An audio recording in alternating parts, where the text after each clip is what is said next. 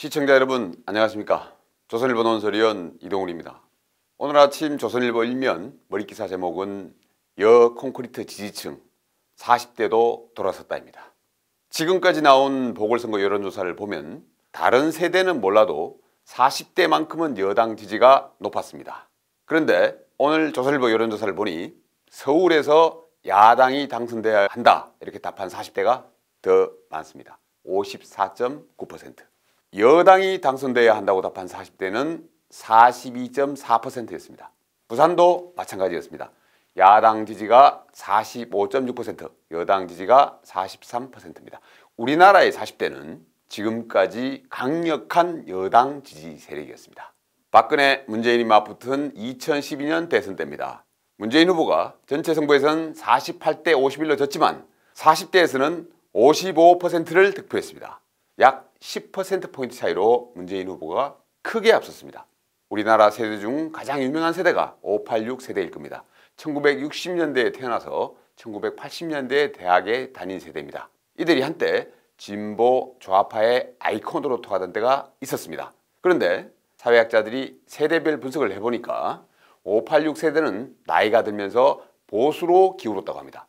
청와대를 586 운동권이 장악했지만 전체 586은 보수가 되어간 겁니다. 반면에 1970년대 출생자들, 바로 지금의 40대입니다. 이들이 한국 사회에서 가장 진보적이다, 가장 좌파적 성향을 보인다고 합니다. 1970년대생들도 세분화해보면 1970년에서 74년 사이 출생자들, 전반기 출생자들이 후반기 출생자들보다 더 좌파적이라고 합니다. 이 조사를 진행한 서울대 사회학과 김석호 교수는 이렇게 분석합니다. 70년대 출생자들은 외환위기와 글로벌 금융위기를 경험하면서 급격한 신자유주의와 세계화를 겪었다. 그래서 사회 변화에 대한 비판의식이 강해진 세대가 됐다. 70년대생들은 형 언니들의 민주화 열기를 어렴풋 느끼면서 1980년대 초중고를 다녔습니다. 정교조 교육의 수혜를 받은 이른바 참교육 1세대입니다. 사회에 첫 발을 뗀 20대에 외환위기를 맞아 취직이 어려웠습니다. 외환위기를 고비로 한국 경제는 저성장에 들어갔습니다. 선배들이 누린 고도성장의 과실을 누리지 못해서 상대적 박탈감이 큽니다. 기성세대의 잘못으로 자신들이 피해를 봤다고 생각합니다.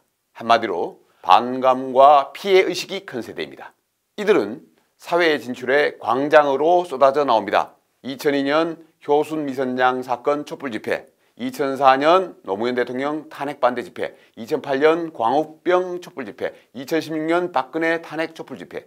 매번 광장을 메운 주축이 바로 1970년대생, 지금의 40대입니다. 이런 집단 경험이 40대를 더욱 좌파적으로 만들었을 것으로 봅니다. 문재인 정권 들어 40대의 대통령 지지율은 50에서 60%대에서 꿈쩍도 안 했습니다. 지난해 총선 직후엔 74%까지 치솟았습니다. 조국 사태, 윤미향, 박원순 추문, 부동산 참사, 윤석열 찍어내기, 여당의 입법 독주, 이런 일들이 벌어져도 흔들리지 않았습니다. 정부의 내로남불, 편가르기, 남 탓에도 40대는 눈을 질끈 감았습니다. 이 정권을 바치고 있는 세대가 바로 1970년대생 40대들이었습니다. 그런데 오늘 조선일보 여론조사에 따르면 마침내 이들도 돌아섰다는 겁니다. 40대 맞은편에 있는 세대는 20대입니다. 여론조사를 해보면 20대는 거의 60세 이상 고령층과 맞먹을 정도로 여당 문재인 정권을 싫어합니다. 이번 보궐선거에서도 20대의 야당 지지세는 여당 지지보다 몇 배나 높습니다. 20대는 1990년대생입니다. 이들은 친구와의 소통을 온라인 문자로 시작한 세대입니다. 한마디로 SNS가 삶인 세대입니다. 20대는 나이가 어릴수록 진보적이라는 그동안의 통념을 깹니다. 앞에서 소개한 김석호 교수의 조사에서도 20대는 고령층에 맞먹는 보수 우파 성향을 보였습니다. 사회학자들은 20대가 공정, 정의에 특히 민감한 세대라고 평가합니다. 그런 20대들을 눈에 문재인 정권 4년이 어떻게 비쳤겠습니까? 조국 씨 부부, 남에겐 개천에서 붕어, 개구리, 가재로 살라고 하면서 자기 자식을 위해선 온갖 탈법과 반칙을 서슴지 않았습니다.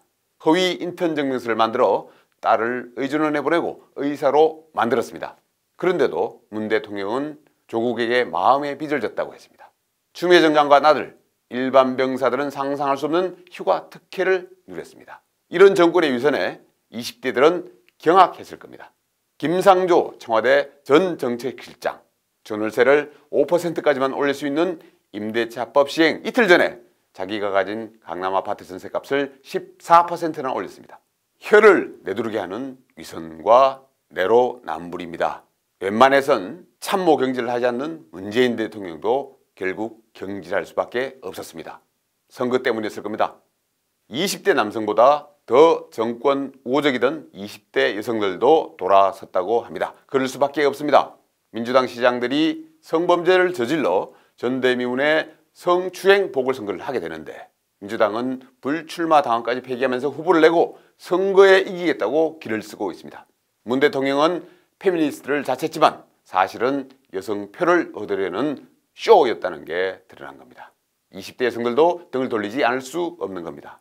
그런데 민주당 서울시장 후보는 20대의 지지율이 낮은 것을 두고 과거 역사에 대해 경험치가 낮기 때문이라고 합니다. 쉽게 말해 무식하다는 겁니다.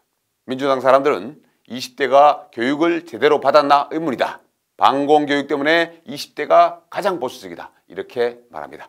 정말 매를 버는 말들입니다. 이 정권의 강한 지지 세력이었던 40대 그리고 비판적이었던 20대 이들이 그 마음을 들고 얼마나 투표장으로 가는가 이것이 보궐선거 결과로 나타날 겁니다. 더 중요한 것은 이번 선거를 넘어 대선입니다. 마지막 보루였던 40대마저 돌아서면 여당으로선 힘겨운 승부를 펼칠 수밖에 없습니다.